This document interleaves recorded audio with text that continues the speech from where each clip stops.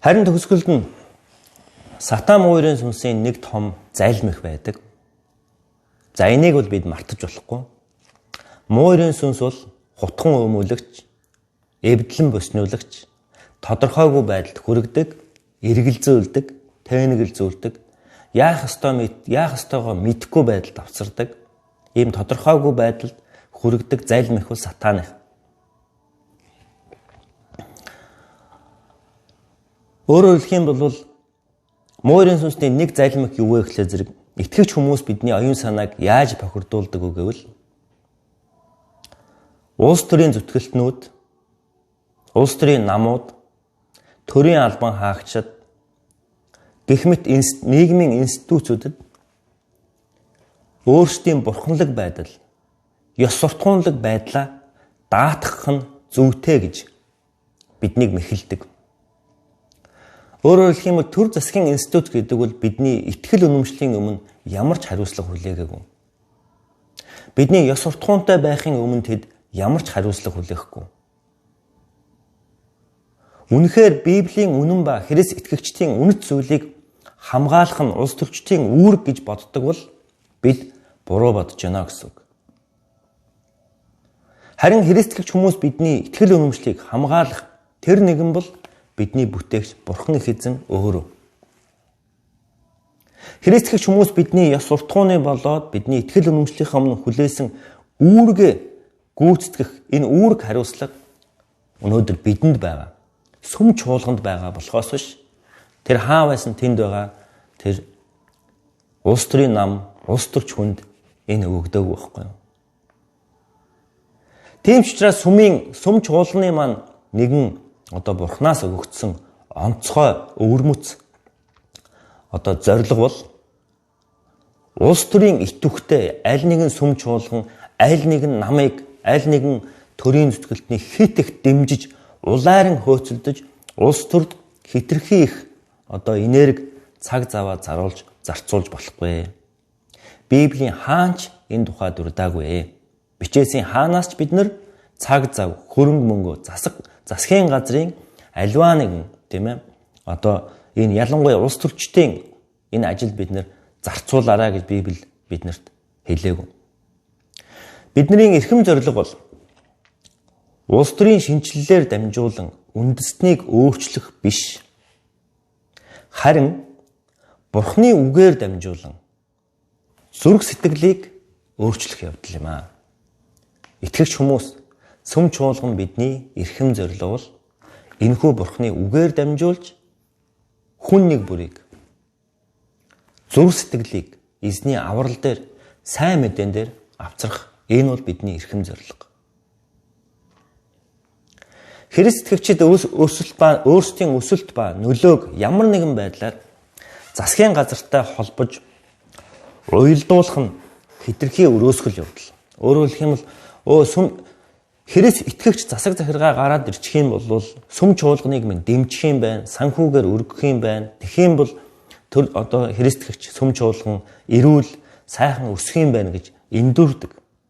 Гэтэл тийм дэлхийн түүхэнд тийм түүх байхгүй. Харин ч дэлхийн түүхэнд Христийн сүм чуулган төр засагтаа улс төртөө хитрхи холилдсноос болж ялзрал явагдажсэн тухай дэлхийн түүхийг бид нар харж байна.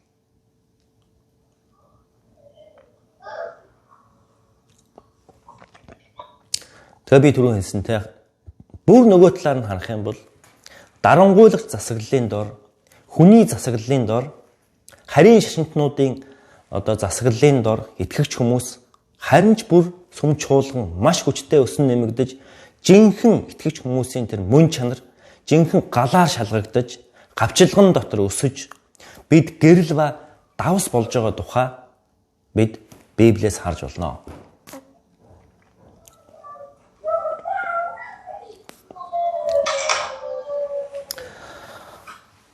Бид нар гитлэл номыг мэддэг тийм ээ. Гитлэл ном. Бурхны ард түмэн хэрхэн Египтийн дарлал доороос чөлөөлөгддөг тухай Библийн Эхлэл номны дараа бичигдсэн гитлэл ном ба. Гитлэл номны үндсэн гаргалгаа нь үндсэн одоо гол концепцн гэж хэлдэг. Голд хүүх нь юу гэхлээр зэрэг улс төрийн байгууллагууд дэлхийг аварч чадахгүй. Хүн зоныг аварч чадахгүй. Бүх хүн төрлөختний цорын ганц аврагч нь Есүс Христ юм аа.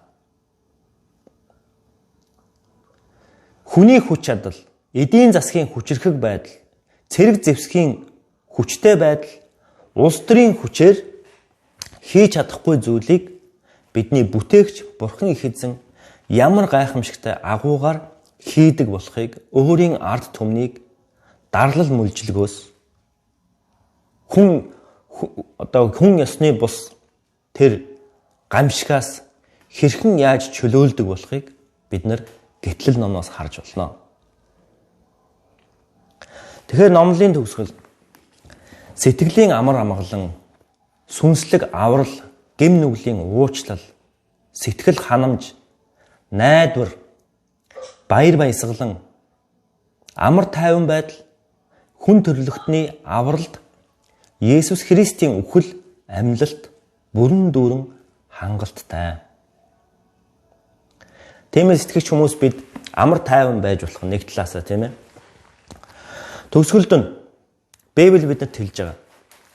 Төр засгийнхаа удирдагчдын төлөө залбирanгуй. Тэгвэл та бүхэн төвшин амгалан амьдралаар аж төрөн амьдран суух болно гэж хэлсэн. Тийм учраас христч хүмүүс бидний хувьд төр засгийнхаа удирдагчдын төлөө, засаг төрийнхөө төлөө, сонгогдсон, өгөгдсөн, Бурханаас өгөгдсөн тэр эрх мэдлэлтнүүдийн төлөө бид залбирлаа бид өргөдөг байх учиртай. Тэд мэрэгэн байгаас. Тэд Библийн зарчмын дагуу хүний эрхийн төлөө, Библийн зарчмын дагуу Бурханы мөн чанар, Бурханы хүслийг гүйцэлдүүлэхэд тэд ашиглагдаасаа, хэрэглэгдээсэ гэдгийн төлөө бид залбирanгуй учиртай. Тодотгоод нэг зүйлийг хэлэхэд Христ итгэгч хүмүүсийн дотроос улс төрийн сонгуульд оролцдог. Төрийн сонгуульд зарим нь ялдаг, сонгогддог. Энэ нь тухайн хүнд өгөгдсөн, Бурханаас өгөгдсөн үүрэг ба зориг байгаа учраас Христ итгэгч хүмүүсүүд улс төрд оролцож байгаа. Тэгвэл бид тийм хүмүүсийн төлөө бид нар бас залбирдаг байх хэрэгтэй. Амен. Тэгэхээр дахиад бүгдээрээ Матай номныхоо 6-гийн 33 дээр дахиад бүгдээрээ ирье. Тэгэхээр өнөөдрийн номлолд бидний оюун санааг тийм ээ энэ их сонгуулийн халуурал дотор багхан ч гэсэн бидний оюун санааг тийм ээ бидний сүнсийг нэг цогт чиглүүлж зэгцэлж өгж байгаа болов гэж би найдаж байна. Дахиад би Матай номны 6 дугаар бүлгээс та нартай дахин уншаад өнөөдрийнхөө сургаалыг өндөрлөё. Өнөөдөр амьд байгаад маргааш 100-нд хаягдах хээрийн өвсийг Бурхан гойж чимдэг бол тэгэх тусмаа тэр та нарыг илүү их хувцлахгүй гэж юу? Өчөөхөн итгэлтнүүдээ. Тиймээс юу идэх вүлээ? Юу уух билээ? Эсвэл юу өмсөх билээ гэж санаа бүүзв. Харийнхан энэ бүх зүйлийг чармаан хайдаг билээ. Харин Тэнгэрлэг эцэгч нь та нарт энэ бүхэн хэрэгтэйг мэддэг юм аа. Гагцхүү эхлээд Бурхны хаанчлал зөвхт байдлыг хайгтун. Тэгвэл энэ бүхнийг та нарт нэмж өгөх болно. Маргааш нь өөртөө санаа тавихын тулд маргаашийн төлөө санаа бүүзв. Өдөр бүрийн зүдүр тухайн өдөртөө хангалттай байд юм аа. За тэгээ бүгдээрээ хамтдаа Бурханд хандан залбирлаа өргөе. Бидний хайртай их эзэн минь танд маш их баярлалаа. Эзэн Есүс Христ таны үхэл ба таны амьлалт, таны загалмайд хийсэн ажил хүн төрлөختөн миний нүгэл хилэнц, алдаа зөрчил, миний амар тайван байдал, миний хангалуун амьдрал, бид бүгдийн сэтгэл амар тайван, баяр хөөрөөр бэлхэм дүүрэн амьдралд үнэхээр хангалттай билээ эзэн минь.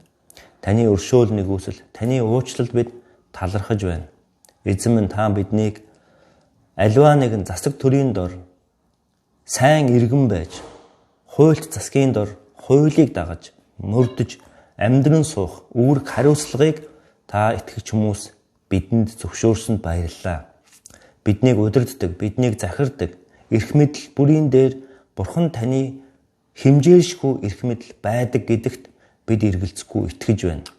Тэр ч утгаараа бид хүнээр сонгогдсон, газар дэлхийд томилогдсон төр засгийн удирдагч, улс төрийн хүчнүүдэд, эрх мэдэлтнүүдэд, эрх баригч нарт бид итгэл найдвараа тавих биш. Харин бид түүнээс эрхэм дээд нэгэн болох Бурхан танд бид итгэл найдвараа тавьж байна. Их эзэм нь та шинээр сонгогдох засгийн газар, томилогдож буй ерөнхийлөгч, конгрессийн гишүүд шинээр эрх мэдлийг хүлээн хүн нэг бүрийг, эрх баригч бүрийг, төр засгийн удирдагч нарыг та өөрийнхөө зориг ба хүслийн дагуу хэрэглэж ашиглах болтугай. Бурхан их эзэн таны хүсэл тэнгэр тишгэ газар дээр биелэх болтугай. Таны хүсэл тэнгэр тишгэ газар дээр, Америкийн нэгдсэн улсын газар нутаг дээр, таны хүсэл тэнгэр тишгэ газар дээр, Монгол түмниймэн газар нутаг дээр, дэлхий дээр биелэгдэх болтугай гэж бид залбирanгуйж байна. Их эзэм нь таны мэрэгэн ухаан, таны өршөөл нэгүсэл, таны зөв удирдамж, даруй зүрх сэтгэл бид бүгдийн дээр байгаа удирдагч нарыг бүрэн дүүрэн эзэмдэж, таны сүнс тэднийг ноёлох болтугай гэж залбирanгуйж байна. Баярлалаа эзэн Есүс, таныхаа гайхамшигтай нэрээр энэхүү өдрийнхөн цуглааныг даатхан, сургаалаа тань даатхан залбирлаа. Амен.